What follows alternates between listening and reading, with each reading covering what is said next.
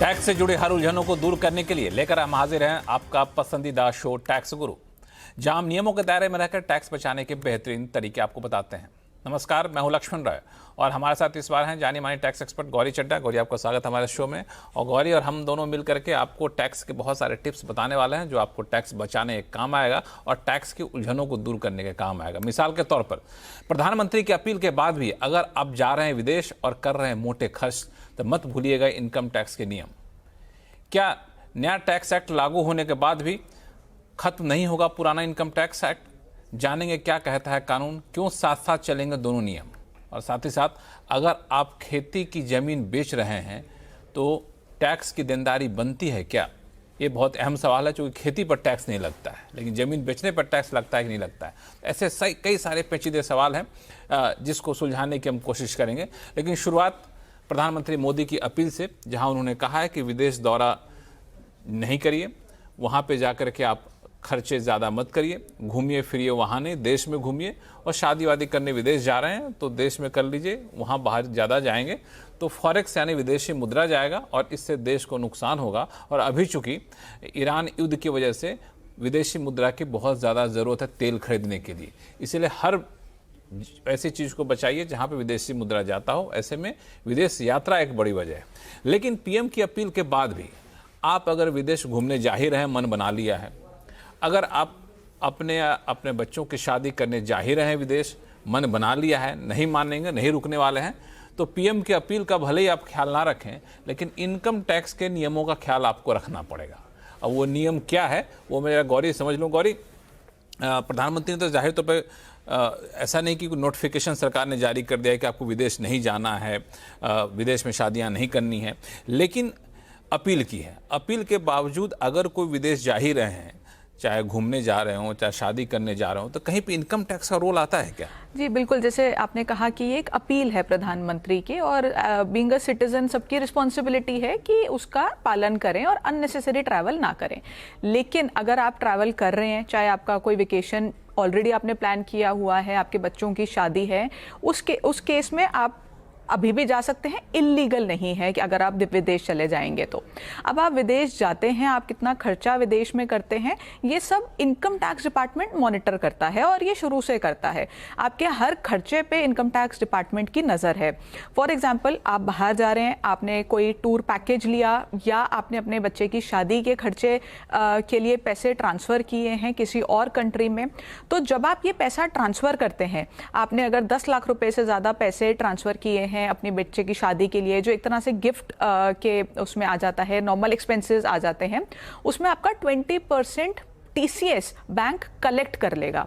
अब ये टीसीएस जो है ये कोई एडिशनल टैक्स तो नहीं है, लेकिन ये सिर्फ एक तरीका है इनकम टैक्स डिपार्टमेंट का आपके ऊपर नज़र रखने का, क्योंकि जैसे ही बैंक वो टीसीएस कलेक्ट करेगा, आपके पैन में डिपॉजिट करेगा, इनकम टैक्स डिपार्टमेंट को पता लग जाएगा कि इस पैन के जो एसएससी हैं उन्होंने इतना पैसा बाहर भेजा है। और इनकम टैक्स डिपार्टमेंट के जो सिस्टम्स हैं उस सिस्टम से उनको ये पता लगता रहता है कि आप जितना एक्सपेंस कर रहे हैं आपकी इनकम उसको जस्टिफाई कर पा रही है या नहीं। और ज़्यादातर नोटिसेस जो आते हैं वो तभी आते हैं जब इनकम टैक्स डिपार्टमेंट को लगता है कि आपने पूरी इनकम के ऊपर टैक्स नहीं दिया है, कहीं आपने टैक्स की चोरी की है। तो ये एक तरीका है इनकम टैक्स डिपार्टमेंट का आपके ऊपर नज़र रखने के लिए। तो जो हम पैसा भेज रहे हैं या खर्च कर रहे हैं, चाहे टूर के तौर पे, घूमने के तौर पे या शादी के तौर पे, तो उस पैसे को भेजने में, खर्च करने में कोई इनकम टैक्स अलग से नहीं लगता है। लेकिन जब आप भेजेंगे एक तय सीमा से ज़्यादा तब आपको टीसीएस देना पड़ेगा, जो बाद में चलकर आपको वापस मिल जाता है या फिर आपका क्रेडिट होता है, आपकी टैक्स देनदारी के अगेंस्ट वो सेट ऑफ होता होगा। एक चीज़ और, तो ये जो सीमा क्या है, किस सीमा से ऊपर पैसा जाएगा तभी हमें टीसीएस देना पड़ेगा? हर जो आपका पर्पस है पैसा बाहर भेजने का, उस पर्पस के ऊपर डिपेंड करता है आपको कितना टीसीएस कलेक्ट आपका होगा। तो अभी लास्ट बजट में ही कुछ चीज़ों पे टीसीएस कम करके 2% कर दिया है, यानी कि जैसे एजुकेशन या मेडिकल खर्चों के लिए आप अगर पैसा बाहर भेज रहे हैं आपका 2% टीसीएस कलेक्ट होगा। लेकिन जो आपने जिस तरह शादी की बात की, उस केस में ये ऐसे खर्चों पे फॉल नहीं करता, ये एक अदर कैटेगरी है। ये कैटेगरी अभी भी 20% पे फॉल करती है। 20% बहुत बड़ा अमाउंट होता है।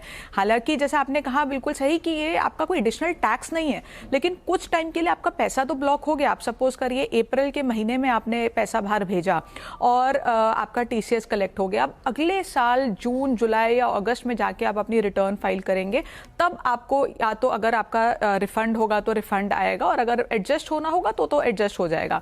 बट ये काफ़ी लंबे समय के लिए आपकी जो वर्किंग कैपिटल है वो ब्लॉक कर देता है। तो इससे एक तरह से डिस्करेज करने की बात है, अगर टीसीएस बढ़ जाता है तो। आपने कहा कि 2% तब अगर पढ़ाई के लिए पैसा भेज रहे हैं, 2% तब अगर आप मेडिकल खर्चे के लिए बाहर पैसा भेज रहे हैं, 20% लगेगा तब जब इसके अलावा दूसरे खर्च कर रहे हैं, जैसे घूमने जा रहे हो, शादी के पे खर्च कर रहे हैं, तो कुछ रकम भी तय है क्या इससे ज़्यादा भेजने पे? बिल्कुल, अगर आप बाहर भेज रहे हैं एजुकेशन, मेडिकल के अलावा एक अदर कैटेगरी में, तो 10 लाख के ऊपर की जो रकम है उसके ऊपर टीसीएस कलेक्ट होगा। उसके अलावा जो टूर और मेडिकल है उसका भी ऐसा ही है। अब जो आपका आरबीआई की लिमिट है, यानी कि ये तो हो गई टीसीएस की लिमिट, एक ओवरऑल रिस्ट्रिक्शन भी सरकार ने लगाई है जहां पे आप इजीली पैसा बाहर भेज तो सकते हैं, चाहे वो आपका पैसा है, आप अपने बच्चे के लिए भेज रहे हैं या किसी भी पर्पस के लिए। लेकिन अगर ये $2.5 लाख से ज़्यादा का अमाउंट है तो उसमें आपकी कंप्लायंसेस बढ़ जाती हैं और उसमें आपको आरबीआई से एक परमिशन लेनी होती है जिसकी डॉक्यूमेंटेशन ज़्यादा है। वो डॉक्यूमेंटेशन के बिना, वो परमिशन के बिना आप $2.5 लाख से ज़्यादा पैसे देश से बाहर नहीं भेज सकते। एक चीज़, चूंकि आपने देश से बाहर पैसा भेजने की बात की, $2.5 लाख से ज़्यादा, तो कई लोग अगर मान लिया देश छोड़ के ही जा रहे हैं, विदेश में बसने जा रहे हैं या फिर लंबे समय के लिए जा रहे हैं, तो क्या उनको कोई इनकम टैक्स डिपार्टमेंट से अलग सर्टिफिकेट लेने की ज़रूरत है क्या? चूंकि एक सेक्शन 420 है जिसको ले काफ़ी कंफ्यूजन रहता है। देखिए, इसमें 2 चीज़ें मैं आपको बताना चाहूँगी कि जो पहला आपने बोला कि क्या विदेश अगर आप पैसा लेके जा रहे हैं, चाहे अपना ही पैसा है, देश छोड़ रहे हैं या किसी भी रीज़न की वजह से, उस केस में इनकम टैक्स डिपार्टमेंट से आपको कुछ परमिशन लेने की ज़रूरत नहीं होती, लेकिन बैंक आपसे सीए सर्टिफिकेट ज़रूर मांगता है और वो सीए आपको अटेस्ट करके देता है कि आपने सब कुछ वेरीफाई कर दिया। 1-2 फॉर्म्स होते हैं, वो आप बैंक को देते हैं और आपके सीए सर्टिफिकेशन के बेसिस पे आपका पैसा देश के बाहर क्रेडिट हो जाता है। जहाँ पे सेक्शन 420 की बात है, ये बड़ा इंटरेस्टिंग सेक्शन है क्योंकि नाम भी बड़ा इंटरेस्टिंग है। नाम ज़्यादा इंटरेस्टिंग है। तो पिछले कुछ समय से ये काफ़ी चर्चा में रहा, लोग बहुत कंफ्यूज हो गए और बहुत डर गए। जब ये सोशल मीडिया पे वायरल होना शुरू हुआ तो बहुत लोगों के मैसेज आने लग गए कि अब हमें क्या हर बार सर्टिफिकेट लेना होगा, हमारे घर में छोटे बच्चे हैं, उनकी तो रिटर्न भी नहीं जाती है, हम क्या एक के लिए अब सर्टिफिकेट लेंगे। तो जब ये सोशल मीडिया पे इतना वायरल होने लगा तो सीबीडीटी ने क्लैरिफाई किया कि ऐसा नहीं है। सबसे बड़ी बात तो ये है कि ये कोई नया प्रोविजन ही नहीं है, ये शुरू से लॉ में था। अभी नया फॉर्म आया है क्योंकि नया एक्ट इम्प्लीमेंट हुआ है, उसमें एक छोटा सा चेंज किया गया है कि उस फॉर्म में एक ब्लैक मनी एक्ट को और इंक्लूड कर दिया गया है, लेकिन बाकी लॉ बिल्कुल सेम है। तो अगर आप बाहर जा रहे हैं, आपके ऊपर कोई सीरियस फाइनेंशियल इरेगुलरिटी का कंसर्न नहीं है, आपने 10 लाख से ज़्यादा, आपकी कोई ऑनगोइंग टैक्स इन्वेस्टिगेशन नहीं है, आपको ये फॉर्म भरने की ज़रूरत नहीं है, आपको इनकम टैक्स डिपार्टमेंट से कोई भी सर्टिफिकेट लेने की ज़रूरत नहीं है। और उन लोगों को सिर्फ ज़रूरत है जहाँ पे उनको इंटीमेट किया जाता है कि आपके ऊपर ये ऐसे इन्वेस्टिगेशन चल रही है, और वो भी ऑफिसर खुद से नहीं कर सकता, हायर अथॉरिटी से उनको भी परमिशन लेनी होती है। तो कंफ्यूजन कहाँ आ रही थी, कुछ लोगों को लग रहा था अगर हम बाहर घूमने जा रहे हैं तो भी क्या हमें भरना है, या कोई टूरिस्ट इंडिया में आ रहा है तो उनको भी भरना है। ऐसा बिल्कुल भी नहीं है। जो लोग बाहर से हमारे देश में आ रहे हैं और यहाँ आके कुछ काम कर रहे हैं, यानी कि उनके एम्प्लॉयर ने उन्हें भेजा है, या वो यहाँ आके कोई बिजनेस कर रहे हैं, उस केस में उनको वो सर्टिफिकेट लेना ज़रूरी है, क्योंकि एक बार वो हमारा देश छोड़ के चले गए तो हमारा इनकम टैक्स डिपार्टमेंट उनको पकड़ नहीं पाएगा। उस केस में वो ज़रूरी है। या आपने कोई बहुत बड़ा फाइनेंशियल इरेगुलरिटी की है ऐसी जिसकी वजह से कोई केस है, उस केस में आपको ज़रूरत है, क्योंकि अगर आप देश छोड़ के चले गए तो आपको डिपार्टमेंट पकड़ नहीं पाएगा। तो आपको बहुत चिंता करने की जरूरत नहीं, बाहर के लोग जो यहाँ रहे उनके लिए 420 वाला जो सर्टिफिकेट है वो वहाँ पे काम आता है। ऐसा करते हैं, शुरू करते हैं सवाल जवाब का सिलसिला। सबसे पहले चलते हैं गुरुग्राम, जहाँ से अंकुर जैन साहब हैं, गुड़गांव जिसको पहले कहा जाता था।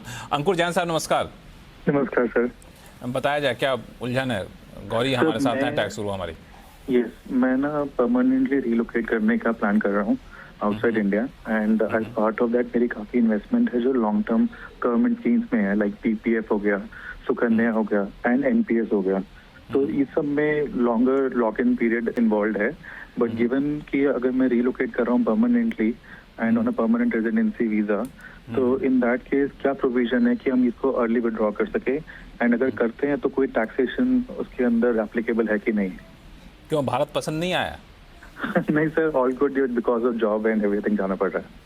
अच्छा, चलिए, नहीं अच्छा है, अगर जॉब की वजह से बेहतर भविष्य के लिए जा रहे हैं तो मेरी शुभकामनाएं। और जहां तक टैक्स का मामला है तो गौरी बताएं, गौरी सुलझा दे सारी उलझानी थी। तो इन्होंने 3 स्कीम्स का नाम लिया है और तीनों ही लॉन्ग टर्म वेल्थ क्रिएशन के लिए या आपकी फाइनेंशियल सिक्योरिटी के लिए सरकार ने लॉन्च की है। तो अगर पहले हम पीपीएफ की बात करें, पीपीएफ एग्जेम्प्ट कैटेगरी में आता है, लेकिन उसमें 15 साल का लॉक इन होता है।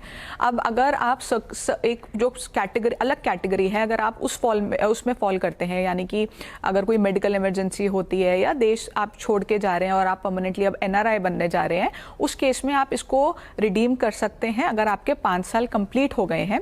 और जो आप रिडीम करेंगे टैक्स उसके ऊपर नहीं लगेगा, बिकॉज उसमें जो इंटरेस्ट आपको मिलता है वो एग्जेम्प्ट कैटेगरी का होता है।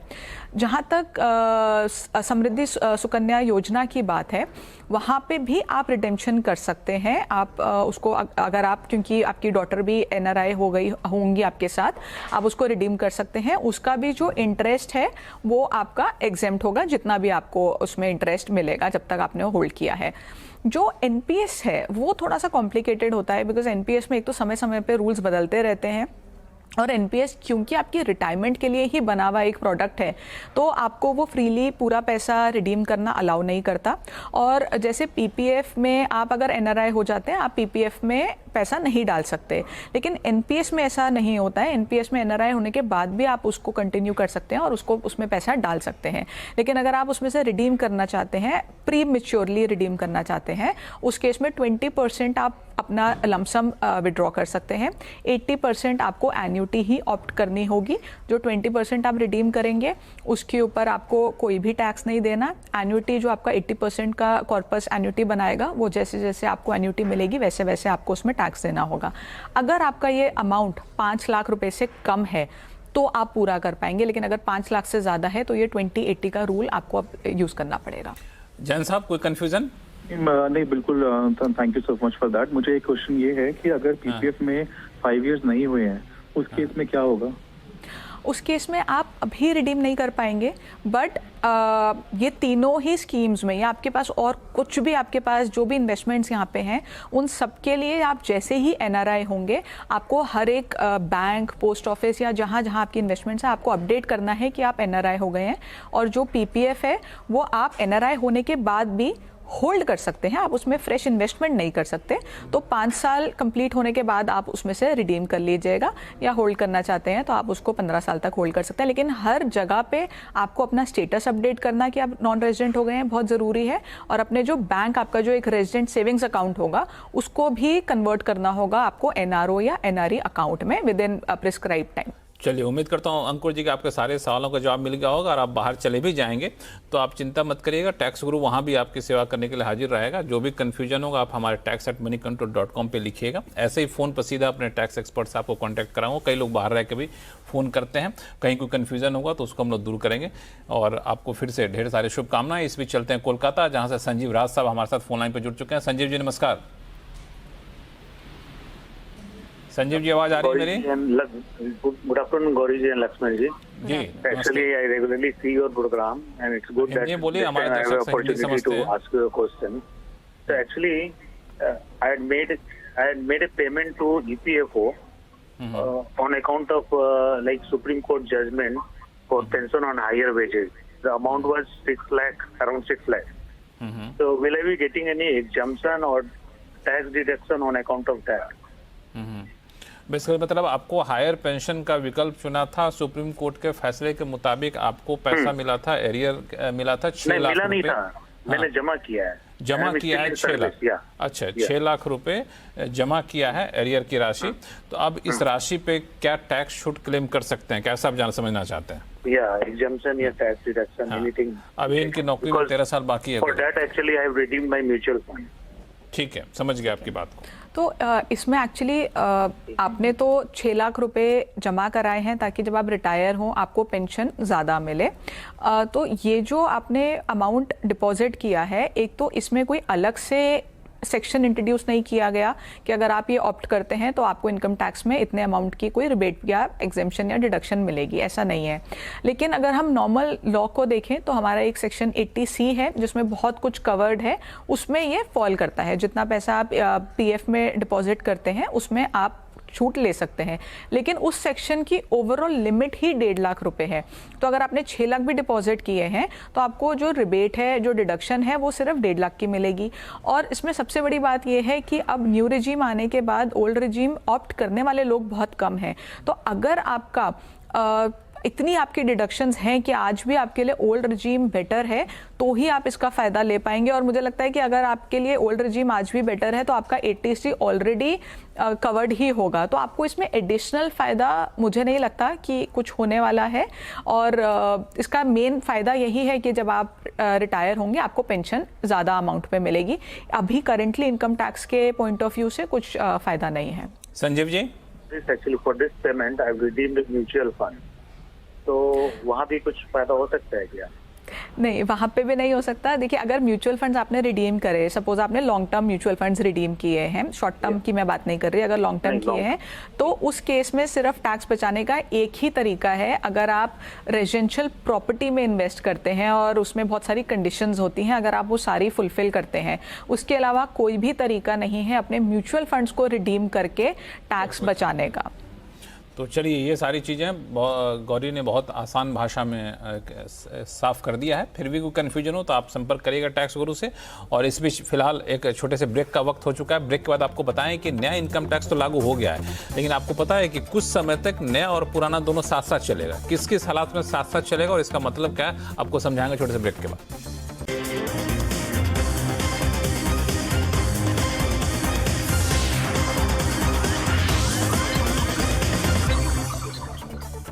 ब्रेक के बाद आपका फिर से आपका स्वागत है। आप देख रहे हैं टैक्स गुरु और आपके सवालों का जवाब देने के लिए हमारे साथ हैं जाने माने टैक्स एक्सपर्ट गौरी चड्ढा। गौरी, लोगों के सवाल, लेकिन उससे पहले एक सवाल जो लोगों को बड़ा कन्फ्यूजन हो रहा है कि 1 अप्रैल से इनकम टैक्स का नया कानून लागू हो गया, तो पुराने को भूल जाएं? नहीं, बिल्कुल भी ऐसा नहीं है। और अच्छा, उसको भी याद रखना है? बिल्कुल, अभी कुछ समय के लिए दोनों लॉज को याद रखना है। सबसे आप लोग ज्यादा रखिए, जनता हमें ज्यादा रखना है, बिल्कुल। क्यों? तो क्योंकि देखिए, सबसे पहले तो जो ऑनगोइंग केसेस हैं, यानी कि अगर किसी को इनकम टैक्स का नोटिस आया है या लास्ट फाइनेंशियल ईयर के लिए नोटिस आने वाला है, उसके लिए तो पुराना लॉ ही एप्लीकेबल है। तो आपको वो उसकी जो भी आपकी प्रोसीडिंग्स हैं वो उसी बेसिस पे होंगी जिस साल के लिए आपको वो आया है। दूसरा, आप सबसे बड़ी प्रॉब्लम जो इस बार अभी लोगों को आ रही है ट्रांजिशन फेज में, और इसमें बहुत लोग गलतियां कर रहे हैं कि आप जब अब टीडीएस अपना डिपॉजिट करा रहे हैं, यानी कि अप्रैल से आपने जो टीडीएस डिपॉजिट कराया है, 1 मई में ज़्यादातर लोगों ने ओल्ड सेक्शन में टीडीएस जमा करा दिया है, पुराने एक्ट में जमा करा दिया है। अब आप जो एडवांस टैक्स फाइल करेंगे इस साल के लिए, वो आपको नए एक्ट में करना है। लेकिन जो आप टीडीएस जमा करा रहे हैं, वो जो आप एडवांस टैक्स जमा कराएंगे इस साल के लिए, वो आप नए सेक्शन में करेंगे। जो टीडीएस जमा करा रहे हैं वो नए सेक्शन में करेंगे। लेकिन जब आप अपनी रिटर्न फाइल करेंगे, और रिटर्न फाइलिंग का टाइम बस आ ही गया, जून जुलाई अगस्त में जब आप रिटर्न फाइल करेंगे और आपकी जो बैलेंस पेमेंट होगी सेल्फ असेसमेंट टैक्स, वो आपका पुराने साल की रिटर्न है, यानी कि जो साल अभी खत्म हुआ है, तो वो आपका ओल्ड लॉ में जाएगा। और बहुत लोग चालान बनाने में, टीडीएस डिपॉजिट करने में, सेल्फ असेसमेंट टैक्स और एडवांस टैक्स डिपॉजिट करने में ये गलती कर रहे हैं कि वो गलत सेक्शन चूज कर रहे हैं। तो आपको इसको जल्दी से रेक्टिफाई कराना है ऑनलाइन ट्रेसेस के पोर्टल पे जाके, अदरवाइज बाद में आपको थोड़ी दिक्कत आ सकती है। तो ये ध्यान रखिएगा कि नया तो आ गया, लेकिन पुराने को भूलना ही है। कुछ समय तक तो पुराना नया दोनों चलेगा। और जैसा गौरी ने बताया कि किस किस केस में आपको पुराने को भी जारी रखना है। इस बीच एक पुणे से सवाल आ रहा है नामदेव नावले जी का। नामदेव साहब, नमस्कार। नमस्ते सर। बताया जाए। मैडम नमस्कार। नमस्कार। हाँ, मेरी पत्नी होम मेकर है। उनका senior citizen saving scheme account का ब्याज मेरे इनकम में क्लब होता है। ठीक है। कटा हुआ टीडीएस मैं क्लेम करता हूँ। टीडीएस कटने के बाद जो इंटरेस्ट बचता है वो मेरे पत्नी के सेविंग अकाउंट में जमा होता है। अब इस सेविंग अकाउंट से जो इनकम जनरेट होगी उसके टैक्स की देनदारी किसकी होगी, मेरी या मेरी पत्नी की? और दूसरी बात, टीडीएस तो मैं क्लेम करता हूँ, लेकिन मेरे ख्याल में वो तो उनके इनकम का हिस्सा है, तो क्या मैं टीडीएस उनको वापस कर सकता हूँ क्या? बहुत अच्छा अच्छा सवाल। सवाल है हाँ। लक्ष्मण, और मुझे याद है कुछ समय पहले आपने ये मेरे से सवाल पूछा था कि अगर आपकी वाइफ का जो पैसा आपने उनको दिया है, क्योंकि वो होम मेकर हैं, तो आपके दिए पैसे को उन्होंने अगर निवेश किया है तो उस पे जो भी इनकम होगी वो आपके पैन में क्लब हो जाएगी। अब यहाँ पे थोड़ी सी कंफ्यूजन मुझे आपकी बात से ये समझ आई कि आप टीडीएस सिर्फ क्लेम कर रहे हैं। टीडीएस अगर 10% डिडक्ट हो रहा है और अगर आप किसी और स्लैब पे फॉल करते हैं, यानी कि 15, 20 या 30%, तो आपको बैलेंस के ऊपर टैक्स देना है। तो इसमें मेनली आपको ऐसा करना है कि जितनी भी इनकम है उनकी उस अकाउंट से जिससे भी आ रही है वो आपको अपने में इंक्लूड करनी है और टीडीएस का बेनिफिट आप ले सकते हैं। जो पैसा उनके अकाउंट में डिपॉजिट हो गया टीडीएस डिडक्ट होने के बाद, उसके ऊपर जो इनको इंटरेस्ट आ रहा है उसमें क्लबिंग नहीं होगी, वो उन्हीं का पैसा माना जाएगा। और आने वाले टाइम में जब भी अगर आप उनकी रिटर्न फाइल करेंगे, अगर वो उस कैटेगरी में फॉल करेंगी तो उसी में इंक्लूड होगा, वो आपको अपने रिटर्न में इंक्लूड करने की कोई ज़रूरत नहीं है। क्लियर है नामदेव जी? और एक नहीं, टीडीएस तो मैं क्लेम करता हूँ, हाँ जी। तो ये तो उनकी इनकम है ना वैसे? नहीं, टीडीएस आप क्लेम करते हैं और उस इनकम के ऊपर टैक्स भी आप ही को देना है। इसके ऊपर क्लबिंग के प्रोविजंस अप्लाई होते हैं, क्योंकि ये पैसा आपका दिया हुआ है और हस्बैंड वाइफ में क्लबिंग प्रोविजंस अप्लाई होते हैं। तो उस पैसे के ऊपर जो भी इनकम उन्होंने अर्न की है उसमें आप ही को टैक्स देना है। खाली आप टीडीएस नहीं क्लेम कर सकते, आपको उसको अपनी इनकम में इंक्लूड भी करना है। इनके इनकम मानी जाएगी, इनकी इनकम मानी जाएगी। इनकी आमदनी सर आपकी अपनी मानी जाएगी, भले ही पत्नी के खाते से रिटर्न मिल रहा हो, और आपको ही यहाँ पे इनकम टैक्स की देनदारी बनती है। ये बिल्कुल साफ कर दिया गौरी जी ने। एक छोटा सा सवाल ले लेता हूँ शशिकांत गुप्ता जी का। दरअसल इनका जो है, इन्होंने नगर पालिका टाउनशिप में इनकी एक जमीन थी, लेकिन जमीन खेती की जमीन थी। अब पूछ रहे हैं कि उस खेती की जमीन को बेचने पर क्या हमको टैक्स देना पड़ेगा क्या? देखिए, खेती की जो ज़मीन होती है उसके ऊपर टैक्स नहीं है। इनफैक्ट खेती की इनकम के ऊपर टैक्स नहीं है, ज़मीन बेचने पे टैक्स नहीं है, उसमें आप कुछ भी ऐसा खेती से रिलेटेड कर रहे हैं, रेंट पे भी दे रहे हैं, उस पर भी टैक्स नहीं है। लेकिन प्रोवाइडेड वो खेती की ज़मीन हो as per income tax act, क्योंकि इनकम टैक्स एक्ट में जो डेफिनेशन दी गई है वो बहुत बड़ी है। तो किसी भी ज़मीन के ऊपर अगर आप खेती कर रहे हैं तो उसको खेती की ज़मीन नहीं मान लिया जाएगा। वो अगर आपकी एग्रीकल्चरल लैंड है भी तो वो अर्बन एग्रीकल्चरल लैंड में फॉल कर जाएगा। तो इसमें एक डेफिनेशन दी गई है कि वो म्युनिसिपल एरिया से कितना दूर है, उस एरिया की पॉपुलेशन कितनी है, उन सब लिमिट्स को देखते हुए अगर आपकी जो जमीन है वो रूरल एग्रीकल्चरल लैंड में फॉल करती है as per income tax act, तभी आपको ये एग्जेम्पशन मिलेगी। लेकिन इनकी जमीन टाउन एरिया कमेटी के दायरे में आती है, जो नगर पालिका टाउन एरिया कमेटी। लेकिन इससे ये नहीं कह सकते कि ये एग्रीकल्चरल लैंड ही है, रूरल एग्रीकल्चरल लैंड है या नहीं है। वो इस पर निर्भर करता है कि उसकी आबादी कितनी है, उनका उस एरिया में जो म्युनिसिपल एरिया के कितने रीच में आ रहा है किलोमीटर वाइज, उसके ऊपर डिपेंड करता है। इसके लिए आपको पहले शशिकांत जी, ये तो बड़ा ही पेचीदा मामला है, इसमें थोड़ा सा और डिटेल या तो दीजिए, साझा करिए, या फिर फोन नंबर दीजिए जिस पर हम लोग संपर्क कर सकें, और फिर डिटेल रखिएगा कि आबादी कितनी है, वहाँ की म्युनिसिपल एरिया क्या है, क्योंकि इनकम टैक्स के नियम इसमें बहुत ही बारीक है। तो ऐसे मोटा मोटी जवाब देना फिर आप मिसगाइड हो जाइएगा। या तो आप खुद रिसर्च करिए या फिर अपना पूरा डिटेल दीजिएगा, तो टैक्स गुरु ऐसे ही आपको बताया करेंगे। गौरी, बहुत बहुत धन्यवाद सभी सवालों का जवाब देने के लिए। आपके पास कोई भी सवाल हो तो आप हमें लिख भेजिए, अपना मोबाइल नंबर जरूर दीजिएगा। टैक्स गुरु में फिलहाल इतना ही। देखते रहिए CNBC आवाज़। नमस्कार।